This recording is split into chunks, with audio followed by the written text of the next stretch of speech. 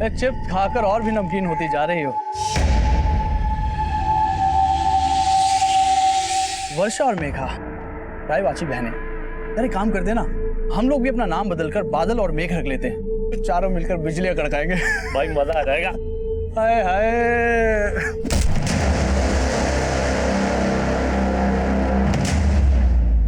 अगर आइंदा मेरी बहनों के साथ बदतमीजी की ना तो जानू नजर आएगा तुम्हें। चलो।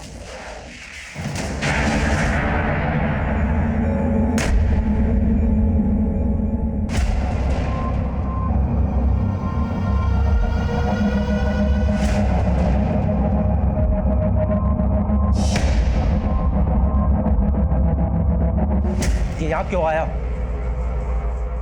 चिराग, तमीज से पेश आओ। चाचा है वो तुम्हारे। चिराग बंद करो ये सब। चाचा जी के बारे में ऐसी कोई गलत बात नहीं सोचनी चाहिए तुम्हें। मुझे क्या सोचा और क्या नहीं सोचा अच्छी तरह पता है जीजा जी। अब मैं बच्चा नहीं रहा।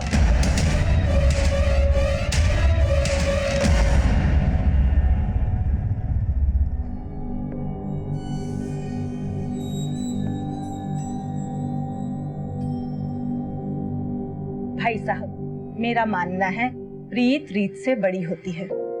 हमारे देवी देवताओं ने हमेशा प्रीत का मान रखा। जी एकदम एकदम 16 आने सच बात बोली आपने। तो इसी बात पर कर देते हैं प्रीत और रीत का संगम। ये लीजिए, आ गई आपकी बहू। दो बेटा, दो दो।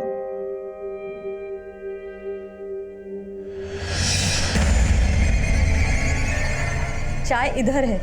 चाय? Thank you. माँ, माँ, मुझे ये शादी नहीं करनी है। जो लड़का शादी से पहले मुझे बाज की तरह से घूर घूर के देख रहा था, वो शादी के बाद पता नहीं क्या करेगा मेरे साथ। ना बाज अपनी बाजीगिरी से बाज आएगा और ना तेरे पापा अपने फैसले से बदलने वाले हैं, समझी? पर ये फैसला मेरी जिंदगी, मेरे सपने, सब कुछ तबाह कर देगा और ऐसा मैं होने नहीं दूंगी। क्या हो रहा है यहाँ पे? क्या होता मचा रखा है? कुछ नहीं पापा, बस कब गिर गया था। कब गिर गया था? सिर्फ कब नहीं फूटा है? लगता तेरा दिमाग खराब हो गया है।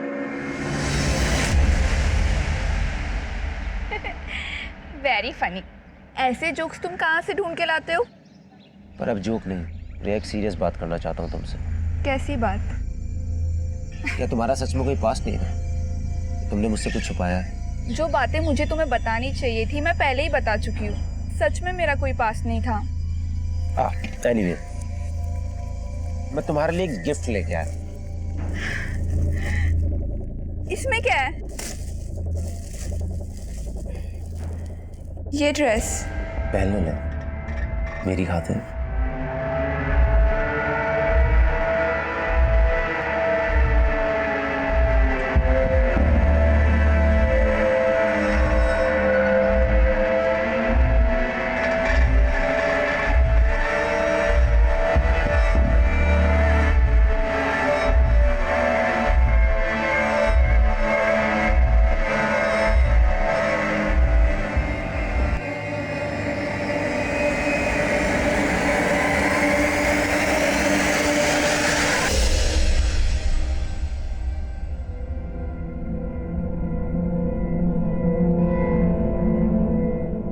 बस बस हो गया, मंडी जाना है मुझे, देर हो रही है।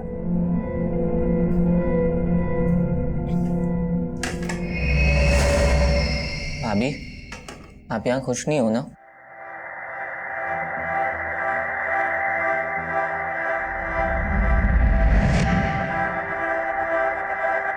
क्यों रे?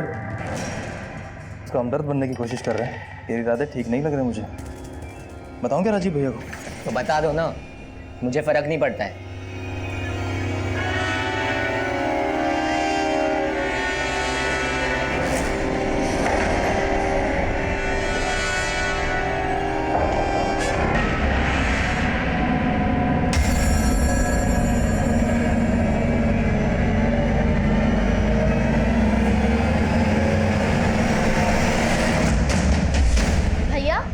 रिया भाभी का कॉल आया था, आप उनका कॉल नहीं पिक कर रहे हो? कोई झगड़ा वगड़ा हुआ है क्या उनसे? रुको, मैं रिया भाभी को कॉल कर रही हूँ, आप उनसे। कोई जरूरत नहीं, मैं बात कर लूंगा उससे।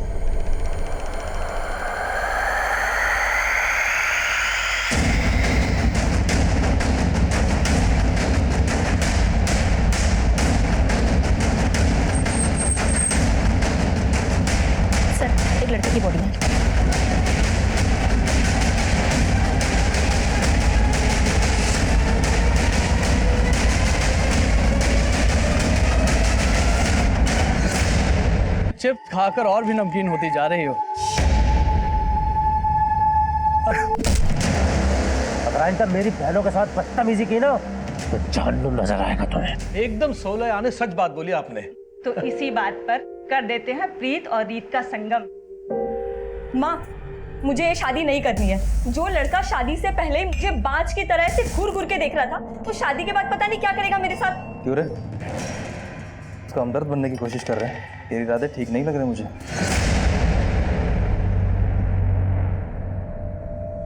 चिराग त्यागी। सर, इसके वॉलेट में कैश भी मिला है और इसका मोबाइल और घड़ी भी इसके पास ही था। गले में चेन भी है। मर्डर का मोटिव लूट तो नहीं था। देखो आसपास कुछ मिलता है क्या, और बॉडी पोस्टमार्टम के लिए भिजवाओ।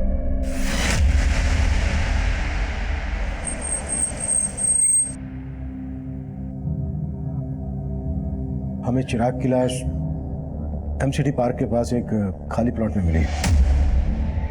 आप लोगों से चिराग कुछ कहकर गया था कि कहाँ जा रहा है?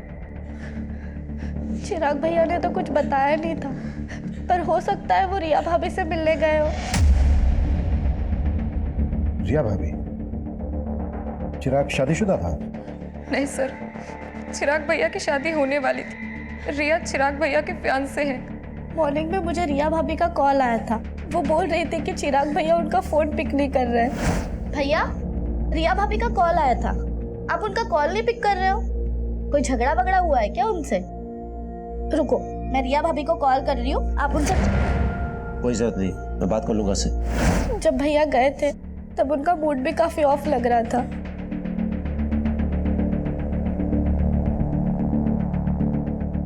आप लोगों को किसी पर शक है जो चिराग का मर्डर कर दे?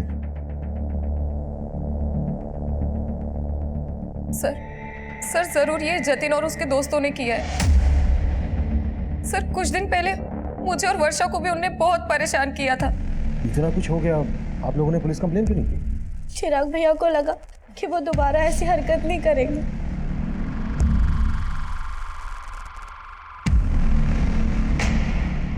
रविंदर, जतिन और उसके दोस्त के बारे में पता करो और उठा लो दोनों को। सर, एक बात है, हमें क्राइम सीन से चिराग का फोन मिला था। हमने फोन चेक किया तो उसको लास्ट कॉल रिया ने किया था। और सर, उन दोनों में करीब 5 मिनट बात हुई है। चिराग की बहनों की बातों से ऐसा लग रहा था जैसे चिराग और रिया के बीच झगड़ा हुआ। इस रिया से भी मिलना पड़ेगा।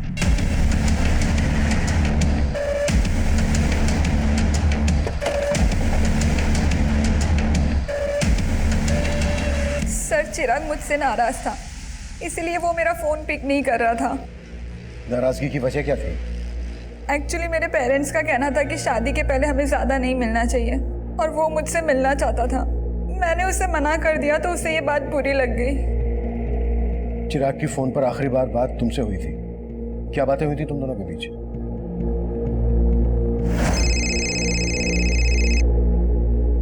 सो फाइनली तुमने मेरा फोन उठा लिया। मैंने उससे मिलने के लिए मना लिया था और उसने हाँ भी कर दी थी। तो तुम चिराग से मिली थी? नहीं सर, पर हम मिलने वाले थे। उसने मुझे एमसीडी गार्डन के पास मिलने के लिए बुलाया था। मैंने उसका बहुत वेट किया, लेकिन वो आया ही नहीं मिलने। हमें चिराग की लाश एमसीडी गार्डन के पास ही एक खाली प्लॉट में मिली थी। क्या तुम वाकई में उससे नहीं मिली थी या फिर कुछ छुपा रही हो हमसे? नहीं सर, चिराग सच में मुझसे नहीं मिला था।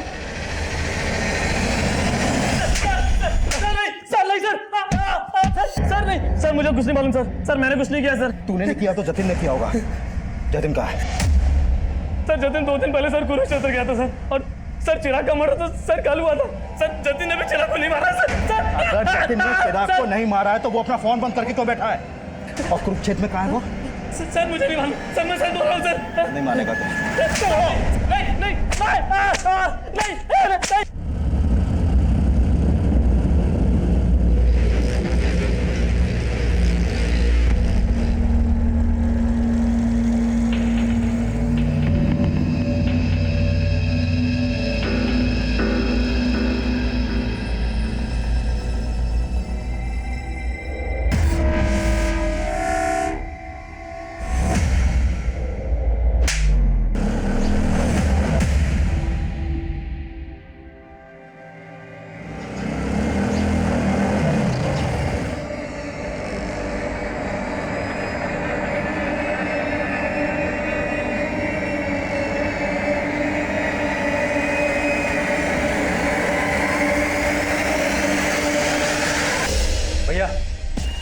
उस लुगाई के सामने मुझे थप्पड़ मार के अच्छा नहीं किया।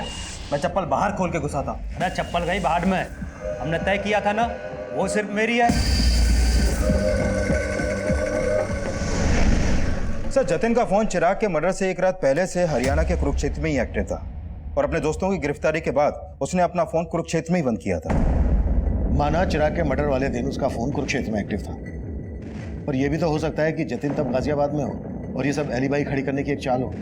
जतिन के लिए लुकआउट नोटिस जारी करो, वो गाजियाबाद में छुपा हो सकता है या फिर कहीं और भी। सब और जतिन के साथ साथ रिया के बारे में भी पता करो। जब चिराग का मर्डर हुआ तब रिया उसी एरिया में थी। हो सकता है उसने हमसे झूठ बोला हो कि वो चिराग से नहीं मिली थी।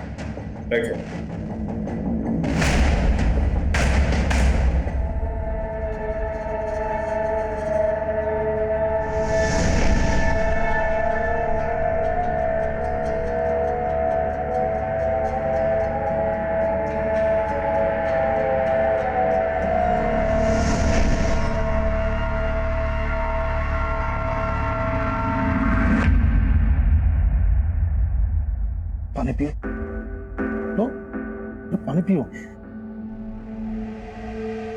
मैं समझ सकता हूँ कि किस्मत ने उससे एक बहुत बड़ा घाव दिया, लेकिन अपने बाकी के बच्चों के लिए तुम्हें इस दुख से उभरना पड़ेगा ना। ऐसा काम थोड़ी चलेगा। चिराग के जाने के बाद चाचा जी को तो लाइसेंस मिल गया आने का। मुझे कुछ ठीक नहीं लग रहा है।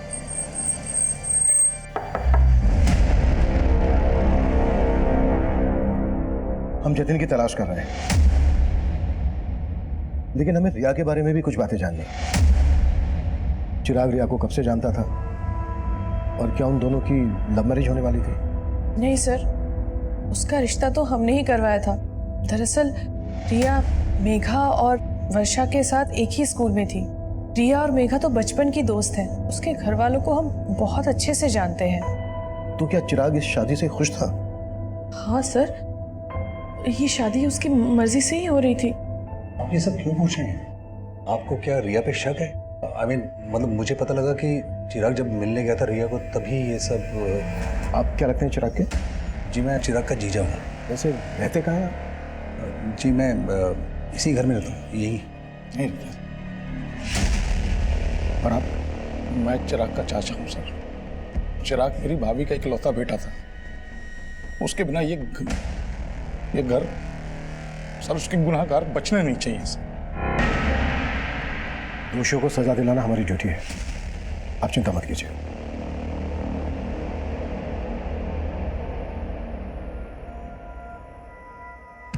चिराग के चाचा और जीजा को ज्यादा ही कंसर्न लग रहे थे।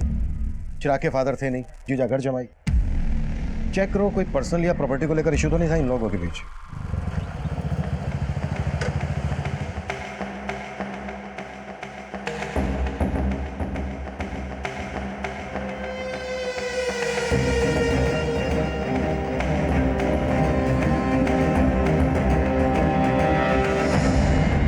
सर, रिया के कॉल रिकॉर्ड में ऐसा कोई क्लू नहीं मिला कि उसका किसी और लड़के से कोई अफेयर हो। रिया के पड़ोसी और बाकी रिश्तेदारों से पता करो, शायद कोई क्लू मिल जाए। सर, कुरुक्षेत्र पुलिस से जतिन से जुड़े एक और आपराधिक मामले के बारे में पता चला है। सर, जिस दिन चिराग का मर्डर हुआ था उसी दिन जतिन ने कुरुक्षेत्र से एक बाइक चुराई थी। कुरुक्षेत्र पुलिस भी जतिन को ढूंढ रही है। हो सकता है जतिन उसी बाइक से गाजियाबाद आया हो। लेकिन सर, क्राइम सीन के आसपास के सारे सीसीटीवी फुटेज हमने खंगाल डाले थे। उनमें जतिन ने जो बाइक कुरुक्षेत्र से चुराई थी वो कहीं नहीं देखी गई। सर, हो सकता है वो बाइक सोनीपत में हो। सोनीपत? हाँ सर, क्योंकि लास्ट टाइम जब चिराग ने रिया को कॉल किया था तब उसका फोन सोनीपत में ही एक्टिव था। ये भी तो हो सकता है कि चिराग का मर्डर सोनीपत में किया गया हो और पर्पसली उसकी बॉडी को एमसीडी गार्डन के पास लाकर डंप कर दिया गया हो। चिराग का फोन सोनीपत में जहां जहां एक्टिव था वहां के सीसीटीवी खंगालो और चिराग की फैमिली से भी पता करो कि वो सोनीपत क्यों गया होगा। पता किया सर, लेकिन उन्हें इस बारे में कुछ नहीं मालूम है। लेकिन सर, चिराग के चाचा रमाशंकर सोनीपत से कुछ 50 किलोमीटर दूर पानीपत में रहते हैं। चाचा के खिलाफ कुछ मिला? फिलहाल तो नहीं सर, लेकिन हम पता कर रहे हैं। और ये भी पता लगाओ कि जतिन का चिराग से जुड़े किन किन लोगों से कनेक्शन था। हो सकता है चिराग के मर्डर में जतिन को मोहरा बनाया गया।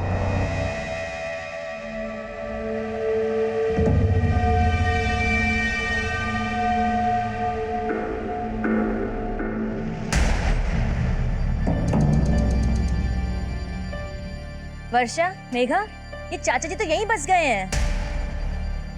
उनका छोड़ो दीदी, आप और जीजा जी कब जा रहे हो? तुझे हमसे क्या प्रॉब्लम है? हाँ, एक मिनट। वर्षा, मुझे ना घर जमाई बन के रहने का कोई शौक नहीं है। तुम दोनों को पता है कि मैंने एक फ्लैट बुक किया है। अगर उसका बिल्डर पैसे लेके भागा नहीं होता ना तो मैं तो यहाँ। पिछले 2 साल से जीजा जी आप यही बोल रहे हैं। और दीदी, आपको तो पता है ना अपना फाइनेंशियल कंडीशन कैसा है, इसलिए प्लीज आप दोनों अपने रहने का इंतजाम कहीं और ही कीजिए ताकि हम ऊपर वाला फ्लोर रेंट पे दे सकें। ये घर ना मेरा भी है, तुम मुझे से जाने के लिए नहीं बोल सकती, समझी? बस फिर से तुम लोग उसी बातों पे लड़ने लगे। और मेघा, किसकी नीयत कैसी है ये मैं अच्छे से जानती हूँ, और इन सब बातों के लिए मैं हूँ। लेकिन चिराग भैया ने तो आप पे कभी भरोसा ही नहीं किया, और वजह आप अच्छी तरीके से जानती है। हम चिराग के घर वालों के बारे में पता कर रहे थे और दूसरी तरफ हम जतिन को भी ढूंढ रहे थे, लेकिन हमें जतिन नहीं मिल रहा था जिस पर चिराग की फैमिली शक जता रही थी। चिराग की मंगेतर रिया भी हमारे रडार पर थी, लेकिन इस केस से जुड़ा एक अलग ही एंगल तब हमारे सामने आया जिसने इस केस को अचानक से एक घुमाव दे दिया। सर, हमने उस दिन के सोनीपत के एरिया के सीसीटीवी खंगाले थे जब चिराग का फोन वहां पर एक्टिव था, लेकिन उसमें से किसी भी फुटेज में चिराग कैप्चर नहीं हुआ। लेकिन सर, उससे एक दिन पहले की एक सीसीटीवी फुटेज में चिराग कैप्चर हुआ था जिसमें वो एक औरत का पीछा कर रहा था। ये देखिए सर। कौन है ये औरत और चिराग क्यों और किस मकसद से इसका पीछा कर रहा होगा? प्रिया, औरत घूंघट में है, फिर भी चिराग के घर वालों को ये फुटेज दिखाओ, हो सकता है वहां से कोई हिंट मिल जाए। Right sir.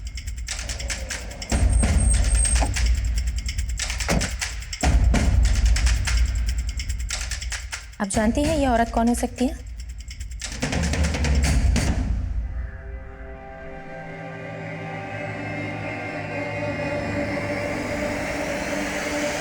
नीच, जब मैं अंदर होता हूँ तब भी तू इसी तरह झांकता है? हाँ, झांकता हूँ, लेकिन आपकी तरह आपकी मशरूफियत में बाधा नहीं डालता। उसे देखिए, इश्क लड़ा रहा है अंदर। तो लड़ाने दे, तेरे क्यों चुल उठ रही है? अरे वो मेरे भोले भैया उस लड़की को हमारे खिलाफ भड़का रहा है।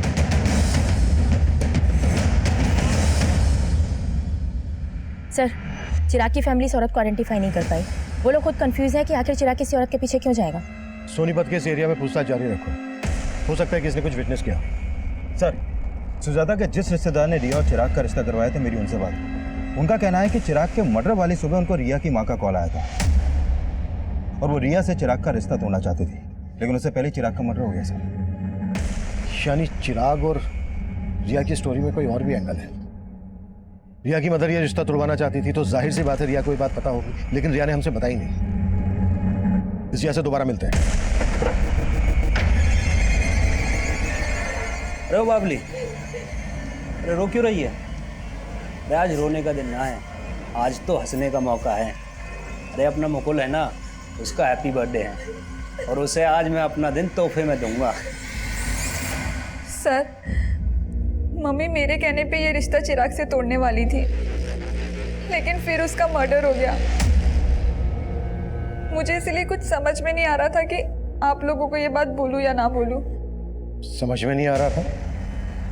क्या फिर जानबूझकर ये बात हमसे छुपाई गई? नहीं सर, ऐसा कुछ भी नहीं है। तो फिर कैसा है? शादी क्यों तोड़ना चाहती थी? सर, एक्चुअली वो चिराग कुछ दिनों से बहुत अजीब बिहेव करने लगा था। पहले वो जब भी मिलता था अच्छी बातें करता था, लेकिन अचानक से उसके बिहेवियर में चेंजेस आ गए। रिया, एक सीरियस बात करना चाहता हूँ तुमसे। कैसी बात? क्या तुम्हारा सच में कोई पास्ट नहीं था? जो बातें मुझे तुम्हें बतानी चाहिए थी मैं पहले ही बता चुकी हूँ। सच में मेरा कोई पास्ट नहीं था। एनीवे, मैं तुम्हारे लिए एक गिफ्ट लेके आया। ये ड्रेस पहन लो।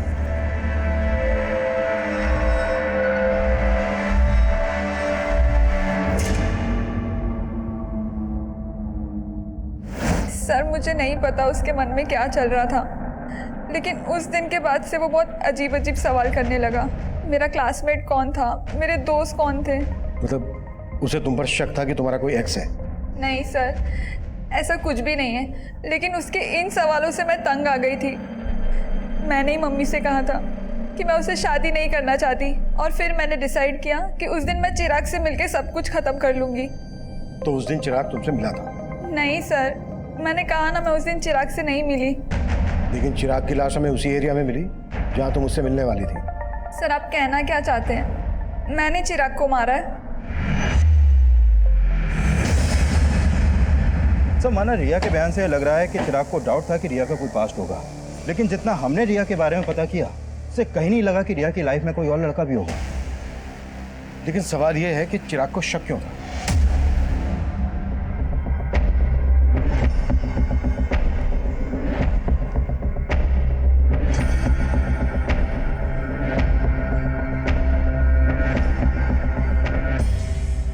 सोनीपत में चिराग को इस औरत के पीछे जाते हुए देखा गया था। हो सकता है इसी औरत ने चिराग के दिमाग में जहर भरा हो। सर इसका मतलब ये औरत रिया की जानने वाली हो सकती है। करेक्ट। और हो सकता है चिराग को इस औरत की असलियत पता चल गई हो और इस औरत ने इस औरत की फोटो रिया और उसकी मदर को दिखाओ और सोनीपत में पूछताछ तेज कर दो। हमारे लिए जानना बेहद जरूरी है कि आखिर ये औरत है कौन। सर क्या आप इसको जानते हैं?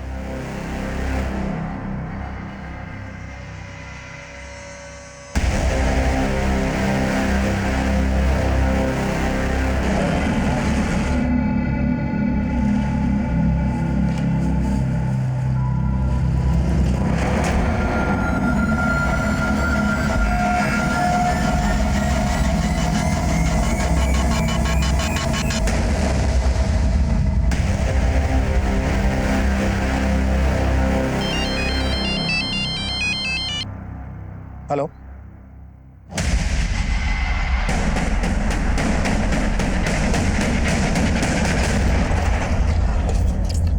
सर जिस घूंघट वाली औरत को हम ढूंढ रहे थे उस औरत को इस दुकान पे देखा गया।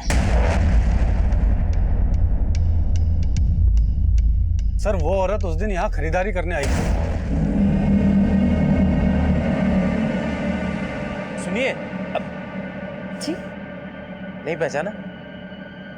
अरे चिराग। उसके बाद वो लड़का भी यहाँ से उस औरत के पीछे चला गया था।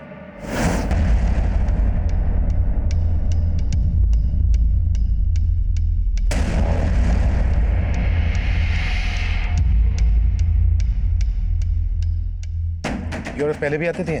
जी सर, 3-4 महीने पहले कभी कभी आया करती थी, लेकिन तब उसकी शादी नहीं हुई थी। उस दिन पहली बार मैंने उसको साड़ी में देखा था। ये रहती कहाँ थी? सर इसका आइडिया नहीं है। हो सकता है ये औरत यहीं कहीं आसपास रहती हो। पूछताछ करो, कैसे भी करके पता लगाओ कि आखिर ये औरत है कौन। सर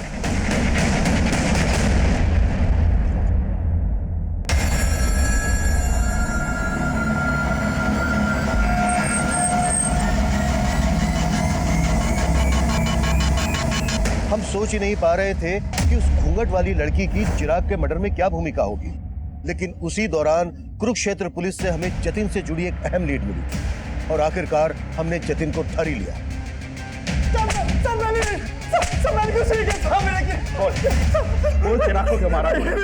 मैंने बिल्कुल नहीं मारा।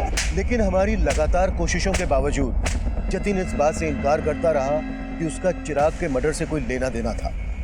वहीं उस घूंघट वाली औरत की तलाश हमें एक ऐसे मकाम पर ले आई जहां हमारे सामने आया कि चिराग अपने सोशल मीडिया अकाउंट से उसके टच में था। वहीं उस लड़की का सोशल मीडिया प्रोफाइल उसका एक नया रूप लेकर हमारे सामने आया। साइबर सेल ने चिराग के फ्रेंड्सबुक अकाउंट को क्रैक किया है। सर इसके अकाउंट में इस लड़की का प्रोफाइल रितु सिंह के नाम से है और चिराग के मर्डर से पहले तक इन दोनों के बीच में काफी चैटिंग हो रही थी। तुम रिया से शादी करके बहुत बड़ी गलती कर रहे हो। रिया का कई लड़कों के साथ अफेयर था और मेरे एक फ्रेंड को भी उसने धोखा दिया। तुम्हें विश्वास नहीं हो रहा है ना मेरी बात पर? मेरे फ्रेंड ने मुझे बताया कि रिया की बेड पर पिल है जो वही जान सकता है जिसका उसके साथ फिजिकल रिलेशन था। सर यानी ये रितु रिया को भी जानती है और उसके बॉयफ्रेंड को भी। लेकिन रिया ने रितु का फोटो आइडेंटिफाई नहीं किया और ना ही उसकी बैकग्राउंड से हमें यह पता चला है कि रिया का किसी के साथ कोई अफेयर था। हो सकता है कि रितु रिया के खिलाफ चिराग को भड़का रही हो। चिराग ने अपने मर्डर से एक दिन पहले मैसेज किया था कि मैंने तुम्हें सोनीपत में देखा था लेकिन तुमने मुझे देखकर अनदेखा किया, और उसके जवाब में ये लिखती है, उस समय मुझे कुछ सूझा नहीं था, मैं तुमसे दोबारा मिलने के लिए तैयार हूँ। उसके बाद कोई चैटिंग नहीं हुई। सर इसका मतलब चिराग इस लड़की से मिला होगा और जरूर चिराग के मर्डर में इसी लड़की का हाथ होगा सर। लेकिन इनकी चैटिंग से ऐसा लग नहीं रहा है कि सिर्फ ऑनलाइन फ्रेंड थे, शायद इससे कुछ ज्यादा था। May be affair. लेकिन सर चिराग के कॉल रिकॉर्ड में तो ऐसे किसी भी रितु नाम की लड़की का कोई नंबर नहीं मिला है। लेकिन चैट से ऐसा लग रहा है कि इन दोनों के बीच सिर्फ चैटिंग नहीं होती थी, फोन पर भी बातें होती होंगी, शायद इंटरनेट कॉलिंग। मामला जिल्टेड लवर का लग रहा है। लुक, चिराग और ऋतु एक दूसरे को पसंद करते थे, लेकिन चिराग रिया से शादी करने वाला था, तो हो सकता है ऋतु को यह बात पसंद नहीं हो और इसलिए उसने रिया के खिलाफ चिराग के दिमाग में जहर भरा हो, और जब उसे लगा कि उसका प्लान फेल हो रहा है तो उसने चिराग को मरवा दिया। पर इस लड़की का प्लान तो ऑलमोस्ट सक्सेस हो ही चुका था सर, क्योंकि रिया चिराग को शादी के लिए मना ही करने वाली थी। लेकिन इससे पहले कि रिया चिराग से मिल पाती, चिराग का मर्डर हो गया। एक काम करो, ऋतु के बारे में सब कुछ पता करो।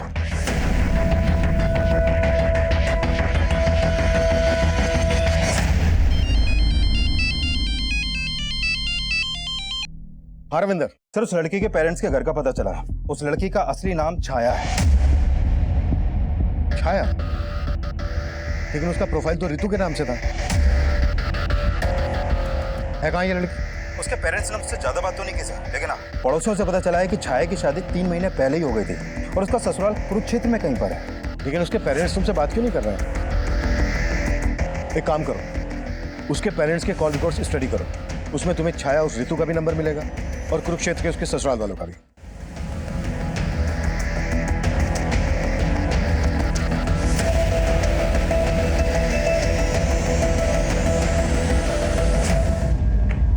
सर, छाया के पेरेंट्स के कॉल रिकॉर्ड में छाया का नंबर तो मिला ही है, लेकिन उसके अलावा 2 नंबर और मिले हैं कुरुक्षेत्र के। ये देखिए सर, एक नंबर राजीव के नाम पे रजिस्टर्ड है और ये दूसरा अनीता के। कुरुक्षेत्र चलने की तैयारी करो। सर,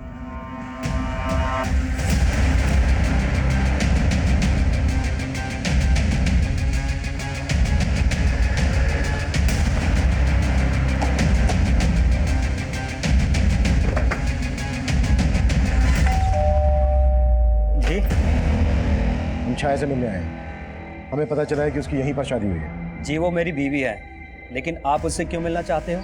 हमें केस के सिलसिले में उससे बात करनी है। केस? कौन सा केस साहब? बुलाओ उसको, या हम उसी से बात करेंगे। नहीं, वो यहाँ पर नहीं है। तो फिर कहाँ है? 1 सप्ताह पहले यहाँ से भाग गई। भाग गई? जी, और अब हम उसके बारे में कोई बात भी नहीं करना चाहते हैं। धन्यवाद।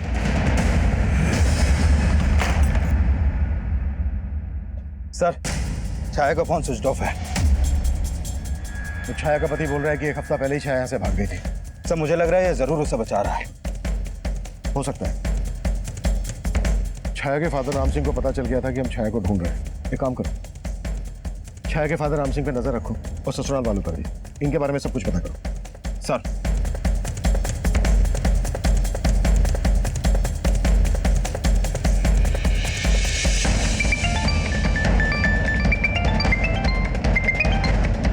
जैन सर।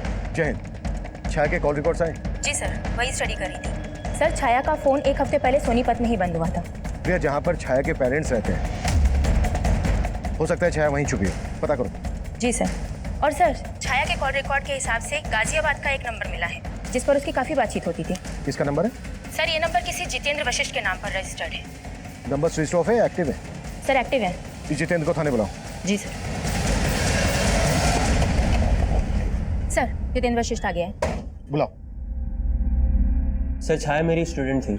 मैं जिस कॉलेज में पढ़ाता था, छाया 3 महीने पहले तक वहाँ पढ़ती थी। 3 महीने पहले तक पढ़ती थी? लेकिन बात तो तुम दोनों के बीच 1 हफ्ते पहले तक हो रही थी।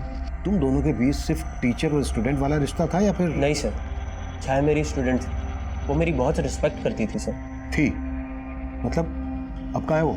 सर, मैं आपको सब कुछ बताता हूँ। दरअसल छाया एक ऐसे कम्युनिटी से बिलोंग करती है जहाँ एक ही लड़की की शादी परिवार के सभी बेटों के साथ कर दी जाती थी। What? हाँ सर, कुरुक्षेत्र में उसकी शादी 3 भाइयों के साथ हुई थी, लेकिन वो इस शादी के खिलाफ थी। पर उसके पेरेंट्स ने उसकी एक बात नहीं सुनी और वो अपनी तकलीफ मुझसे शेयर करती थी। 1 हफ्ते पहले वो मुझसे नरेला मिलने आई थी। सर, वो अपने 3 पतियों से तंग आकर वहाँ से भाग आई थी। वो मेरी हेल्प चाहती थी सर। कैसी हेल्प? सर, उसको पैसों की ज़रूरत थी। उसने मुझसे कहा था कि मुंबई में उसकी एक फ्रेंड है जो एनजीओ में काम करती है। मैंने उसे मुंबई जाने के लिए 10,000 रुपये भी उधार दिए थे और फिर उसके बाद वो चली गई। लेकिन फ़ोन तो उसका अभी बंद आ रहा है। सर, मुझे भी ये समझ में नहीं आ रहा है। अच्छा, मुंबई में कहाँ जाने वाली थी वो? किस फ्रेंड की बात कर रही थी? सर, इस बारे में उसने मुझसे कुछ नहीं बताया।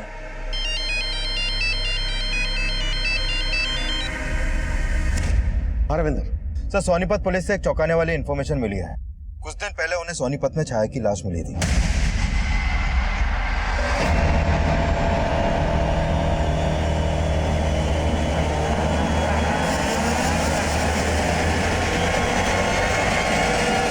सर, सोनीपत पुलिस ने छाया का पोस्टमार्टम करवाया तो सामने आया कि छाया का मर्डर भी चिराग की तरह उसका गला दबा के किया गया था और उसकी मौत 1 हफ्ते पहले तभी हो गई थी जब उसका फोन बंद हुआ।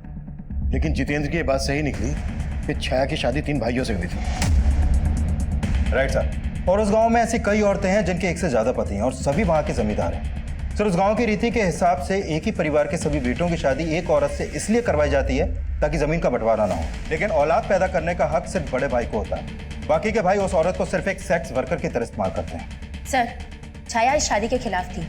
हो सकता है चिराग और छाया का शादी के पहले से अफेयर हो। इस बात में सच्चाई नहीं लग रही, क्योंकि चिराग रिया से शादी करने वाला था और छाया चिराग से ऋतु बनकर चैटिंग करती थी। हाँ, एक बार को यह हो सकता है कि छाया के तीनों पतियों को ऐसा लगा हो कि छाया और चिराग का अफेयर चल रहा है, इसलिए उन्होंने पहले चिराग को और उसके बाद छाया को मार डाला।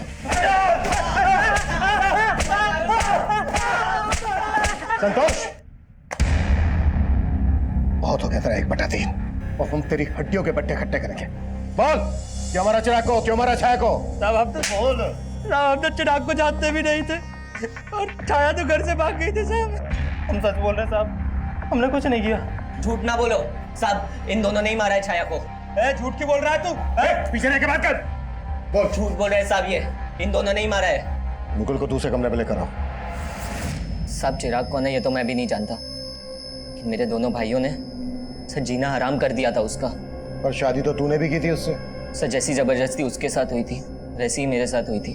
छोड़ो मुझे। अरे तू चल अंदर, छोड़ो मुझे।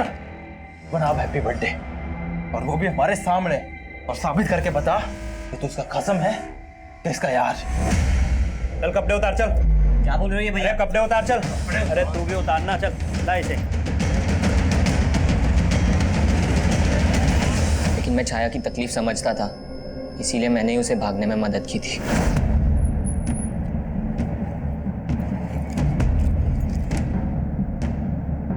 साहब, वो गाजियाबाद बोल के निकली थी, लेकिन मेरे दोनों भाई उसे बाद में ढूंढ रहे थे। सच सच बता दे, कहाँ भेजा तूने उसे? नहीं भैया, मैंने उसे नहीं भगाया है। मम्मी कसम, मैंने उसे नहीं भगाया है। मम्मी आप तो। सर, मुझे पक्का यकीन है उन्होंने उसे ढूंढ के मार दिया होगा।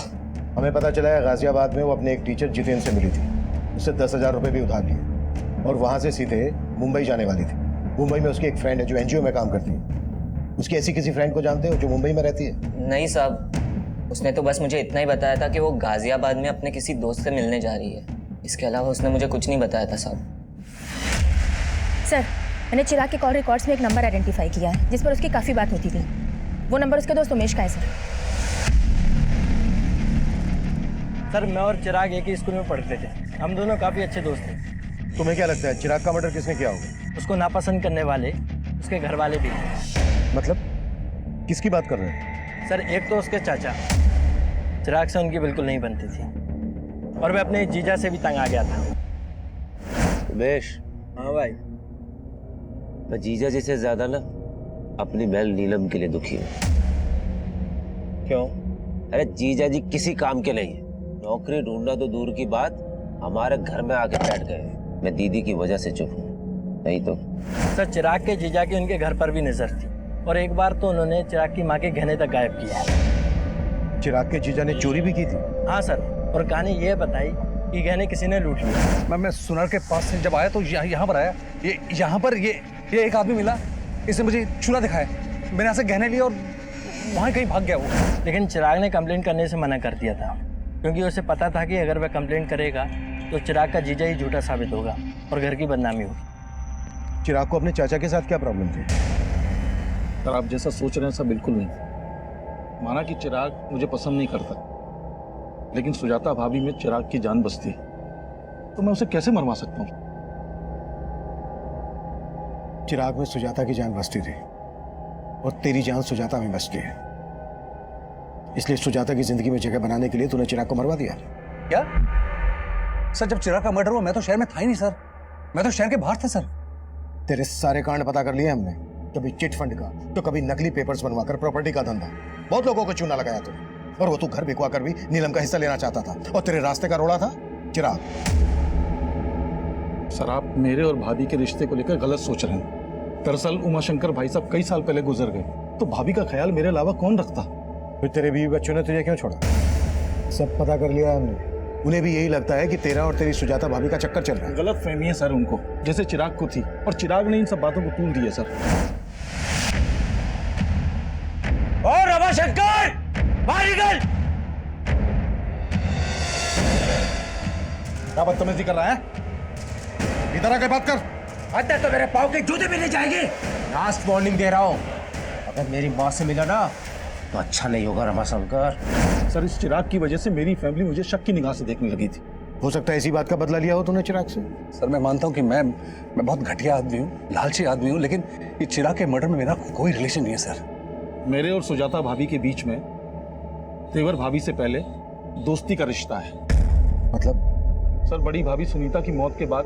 अब ये सुनीता भाभी कौन है? सर मेरे भैया की पहली पत्नी। सर उनकी मौत के बाद भैया ने सुनीता भाभी की छोटी बहन सुजाता से शादी कर ली, ताकि उनके बच्चों को माँ का प्यार मिल सके। मतलब नीलम और चिराग तुम्हारी सुजाता भाभी के बच्चे नहीं है? नहीं सर, वो बड़ी भाभी के बच्चे हैं, लेकिन सुजाता ने मेघा और वर्षा से ज्यादा उन दोनों का ख्याल रखा। सर सुजाता जब शादी होकर यहाँ आई थी तो उसकी उम्र बहुत कम थी, तो भैया ने मुझे जिम्मेदारी दी कि मैं एक दोस्त की तरह उनका ख्याल रखूं। सर जो रिश्ता भैया ने बनवाया था ना, उस पर चिराग ने दिल खोल के कीचड़ उछाला है। सर आप हमारे परिवार का इतिहास निकलवा के सिर्फ हमारे जख्मों पे नमक छिड़क रहे हैं। सुजाता जी हम सिर्फ अपनी ड्यूटी कर रहे हैं। तो सही जगह कीजिए ना ड्यूटी। मेरे बेटे के मर्डर में किसी घर वाले का नहीं बल्कि बाहर वाले का हाथ है। प्लीज प्लीज हमें तंग करना बंद कर दीजिए। सर छाया के कॉल रिकॉर्ड में मुंबई का एक भी नंबर नहीं मिला है, और ऐसा कोई लीड भी नहीं मिला है जिससे पता चले कि उसका कोई रिश्तेदार मुंबई में होगा। मतलब जितेंद्र ने झूठ बोला था हमसे? कुंडली निकालो उसकी। सर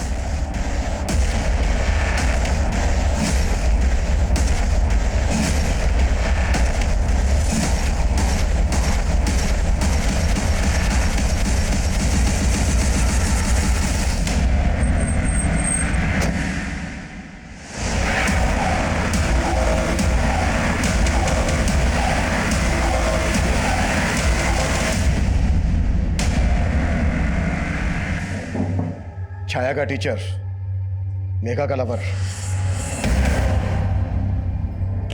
अब ये बोल छाया को ऋतु बनाने का क्या चक्कर है? पहले चिराग का मर्डर, उसके बाद छाया का मर्डर। ये कहानी क्यों और कैसे रची?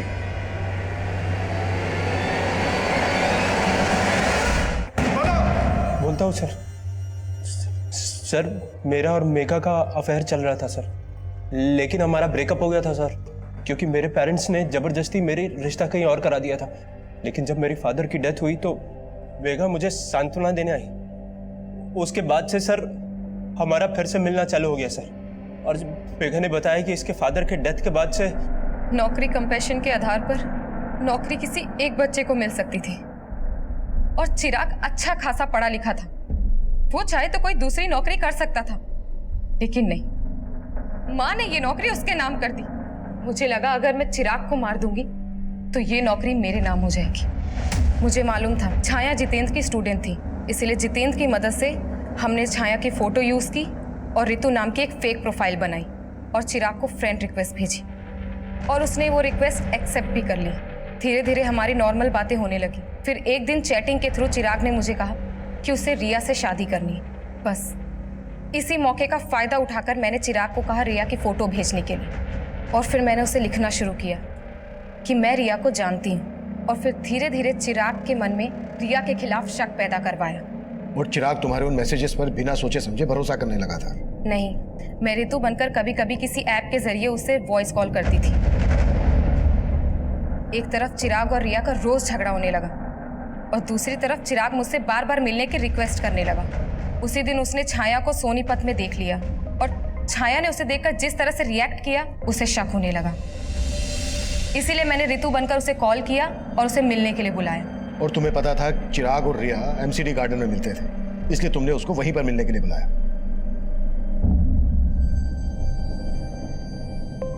भैया, मेघा तू? रिया ने मुझे आपके पास भेजा है। चलिए मैं आपको उसके पास ले चलती हूँ।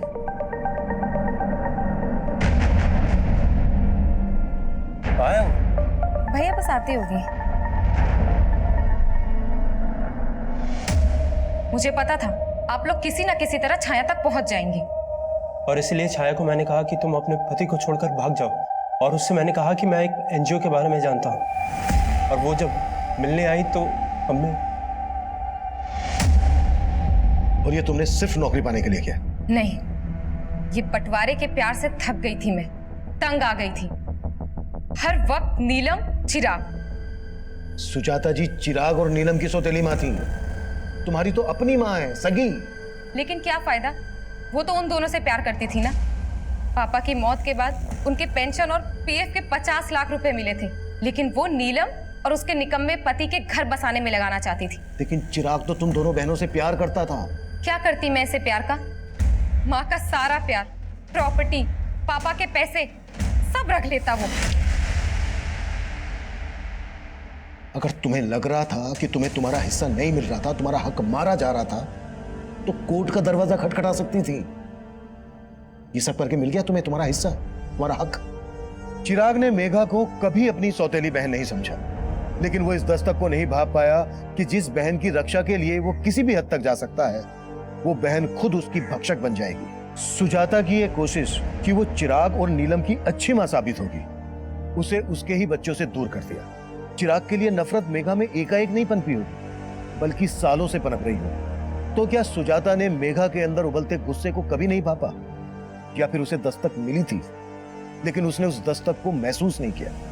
उम्र के हर पड़ाव पर जब जब हम अपना बचपन याद करते हैं, तब तब सबसे पहले हमें हमारे भाई बहन और माता पिता याद आते हैं। लेकिन बढ़ती उम्र के साथ साथ अपनी मासूमियत बनाए रखना आसान नहीं होता, क्योंकि अक्सर हमें यह गलत फहमियां जकड़े रहती हैं कि दुनिया में भोलापन नहीं बल्कि चालाकियां बिकती हैं। और कभी कभी हम इतना बदल जाते हैं कि इंसानियत हमें एक टूटा हुआ खिलौना और ईमानदारी झूठ लगने लगती है। हमें हमारे बचपन की मासूमियत हमेशा बचाए रखने की कोशिश करनी चाहिए, क्योंकि हमारी पूरी जिंदगी में हमारा बचपन ही वो मोती है जो हमें इंसानियत और रिश्तों को बनाए रखने की कीमत समझा सकता है। अब मैं सीनियर इंस्पेक्टर अभिमन्यु जिंदल आप लोगों से विदा लेता हूं। आपसे फिर मुलाकात होगी एक नए केस के साथ। देखते रहिए क्राइम पेट्रोल दस्तक। मकसद बताना नहीं, बचाना।